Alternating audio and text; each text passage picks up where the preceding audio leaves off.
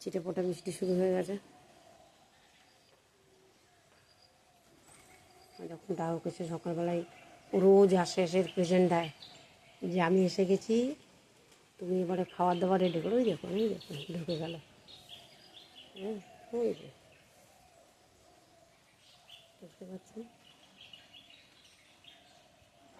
আর হচ্ছে ঘুঘু। আজকে হঠাৎ সকালবেলা বৃষ্টি শুরু হয়ে গেল। আমার কুমড়ো গাছটা বেশ ভালোই যাচ্ছে। এবারে কোন দিকে যাবে যায় না, এই মুখটাকে একটু ঘুরিয়ে দিতে হবে, তো ওই বাগানে চলে যাবে।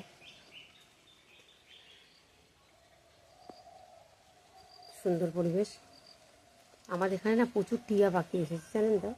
আমি আপনাদের দেখাবো একটা সময় করে। অনেক টিয়া পাখি এসেছে, কিন্তু টিয়া পাখিগুলো যখন তখন আসে না।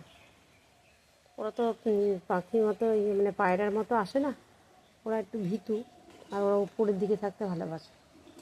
তবে আমার গাছের ওই লঙ্কা হয়েছিল কটা, দেখলাম সেই লঙ্কাগুলো ওরা খেতে খুব ভালোবাসছে।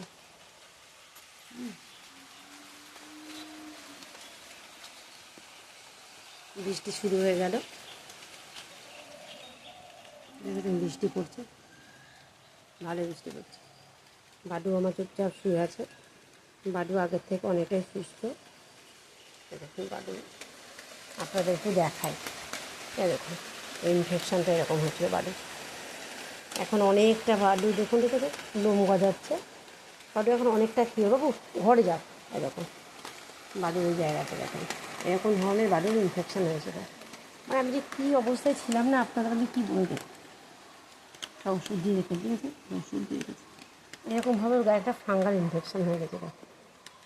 মানে এমন একটা জায়গায় চলে গেছিলো যে মানে আমি নিজে মানে আমার গা কেমন লাগতো। ওকে আমি ড্রেসিং করে দিতাম, তারপর আমার মেয়েকে ডাকলাম যে ও এলো, ওই সব কিছু করেও। মানে বাডুকে নিয়ে আমরা একটা হপ্তাহ যে কী কষ্ট পেয়েছি না। মানে বাডু তো কষ্ট পেয়েছে, তার সাথে সাথে মনে হচ্ছে না আমরাও যেন ওর মতো যেন সেই ঘা যেন আমাদের দেহেতে হয়েছে, যেহেতু ওকে ছোটোবেলা থেকে ধরুন মানুষ করেছি, ভালোবেসেছি। মানুষ তো ওই জায়গাতেই দুর্বল না, মানুষ ওখানেই কিন্তু আটকে যায়। বৃষ্টিটা সকাল সকাল শুরু হয়ে গেল, গাছে একটু জল পাক। এবার কটা গাছ লাগাতে হবে আপনার, ওকে বলে গাঁদা গাছ। কেন মোটামুটি এই টাইমটা গাঁদা গাছ না লাগালে না গাঁদা ফুল পাওয়া যাবে না। ওই দেখুন রাহু ঘুরে ঘুরে বেড়াচ্ছে, ওর এখনও খাওয়া দাওয়া হয়নি।